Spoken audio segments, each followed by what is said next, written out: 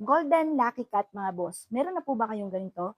Mainam na meron kayong Golden Lucky Cat. Ang Golden Lucky Cat, mga bossing ko, ay nagtataboy ng malas at tumahatak ng swerte.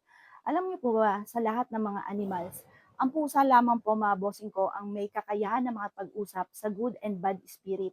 Kaya once na meron kang ganito, galit po siya sa mga bad spirit at kinakausap po niya na hindi siya welcome kung nasaan man po siya. Kaya once na meron kayong ganito, ang i-welcome lang niya ay puro good spirit mga bossing.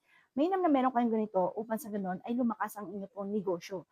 Mainam na meron kayong ganito upang sa ganon ay mataboy ang mga bad spirit, ang mga kamalasan sa loob ng inyong tahanan at ng inyong negosyo. Ito pa mga bossing ko ay the battery. 165 pesos lamang po ito. Malaki na rin po siya mga bossing.